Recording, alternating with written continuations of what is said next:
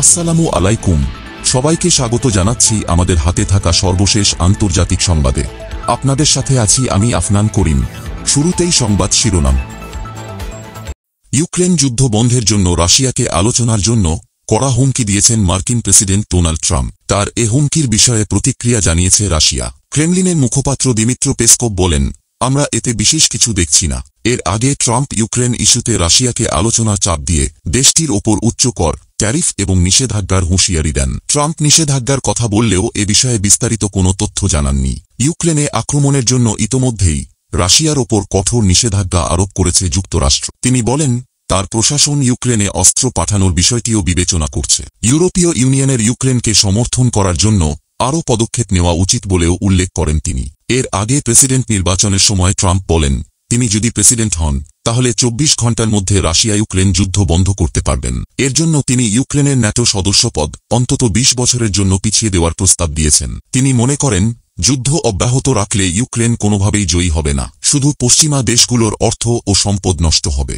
এছাড়া গত ডিসেম্বরে তিনি ইউক্রেন ও রাশিয়ার নেতাদের দ্রুত যুদ্ধবিরতির জন্য সম্মতিতে পৌঁছানোর আহ্বান জানান। সোশ্যাল মিডিয়ায় তিনি লিখেছেন, জেলেনস্কি ও ইউক্রেন একটি চুক্তি করে এই পাগলামি বন্ধ করতে রাজি হবে। এই মন্তব্যের মাধ্যমে ট্রাম্প যুদ্ধের সমাপ্তি ঘটানোর জন্য প্রক্রিয়া শুরু করেছেন।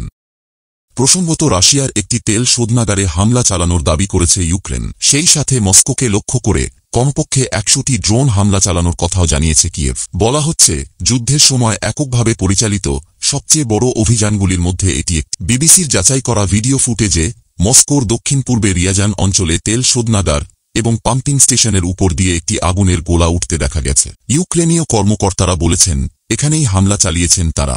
রাশিয়া জানিয়েছে, তারা রিয়াজান এবং মস্কো সহ 15টি অঞ্চলকে লক্ষ্য করে চালানো 121টি ড্রোন গুলি করে ভূপাতিত করেছে। তবে কোনো ক্ষয়ক্ষতির খবর পাওয়া যায়নি।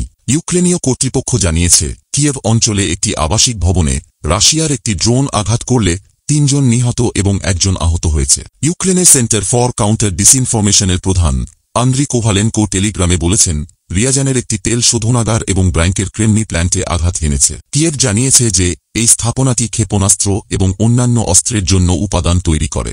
সোশ্যাল মিডিয়া সাইট টেলিগ্রামে ব্লগাররা রিয়াজানে আগুন লাগার ছবি এবং ভিডিও পোস্ট করেছেন। বিবিসির যাচাই করা ফুটেজে দেখা গেছে, আগুন লাগার সাথে সাথে লোকজন গাড়িতে করে ঘটনাস্থল থেকে পালিয়ে যাচ্ছে।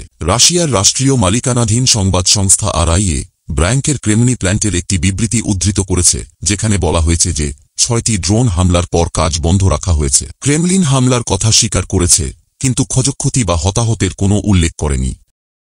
এদিকে গত 128 বছরে আমেরিকায় কোনো প্রেসিডেন্ট এত বড় ম্যান্ডেট পাননি। ইলেকটোরাল পপুলার ভোট, 7টি সুইং স্টেট সহ সবগুলো জায়গায় দুর্দান্ত সাফল্য পেয়েছেন ডোনাল্ড ট্রাম্প। তবে ট্রাম্পের দ্বিতীয় মেয়াদের অভিষেক বিশেষ গুরুত্বপূর্ণ হতে চলেছে। শান্তি ও যুদ্ধ থামানো এই দুটি নীতিকে হাতিয়ার করেই বিরাট সাফল্য পেয়েছেন ডোনাল্ড ট্রাম্প। যাই হোক, বাইরে থেকে আসা লোকসংখ্যা কমাতেই আমেরিকার নির্বাচন প্রচারে বলেছিলেন, তিনি ক্ষমতায় ফিরলেই আমেরিকায় অবৈধ অভিবাসী তাড়ানো হবে। তবে ট্রাম্পের এমন প্রতিশ্রুতি শুধু কথার কথাই ছিল না, এবার তা কার্যকর হতে চলেছে। তাই ক্ষমতায় ফেরা মাত্রই অবৈধ অভিবাসীদের বিরুদ্ধে ক্র্যাকডাউন শুরু করেছে ট্রাম্প প্রশাসন। নতুন প্রশাসনের শপথ নেওয়ার 3 দিন পরেই মার্কিন যুক্তরাষ্ট্রে 500 অবৈধ অভিবাসীকে গ্রেপ্তার এবং শতাধিক অভিবাসীকে নির্বাসিত করা হয়েছে। হোয়াইট হাউসের প্রেস সেক্রেটারি ক্যারোলিন লেভিট পরিসংখ্যান ভাগ করে জানিয়েছেন, ইতিমধ্যেই 538 জন অবৈধ অভিবাসী অপরাধীকে গ্রেপ্তার করেছে এবং সামরিক বিমান ব্যবহার করে শত শত অভিবাসীকে নির্বাসন করেছে মার্কিন কর্তৃপক্ষ। তার কথায়, ট্রাম্প প্রশাসন সন্ত্রাসী ট্রেন ডি আরাগুয়া গ্যাংয়ের 4 সদস্য সহ 538 জন অবৈধ অভিবাসী অপরাধীকে গ্রেপ্তার করেছে। এছাড়াও ট্রাম্প প্রশাসন ও সামরিক বিমানের মাধ্যমে শত শত অভিবাসীকে নির্বাসিত করেছে। ইতিহাসে সবচেয়ে বড় নির্বাসন অভিযান চলছে। প্রতিশ্রুতি দেওয়া হয়েছে, তাই প্রতিশ্রুতি রক্ষা করা হচ্ছে।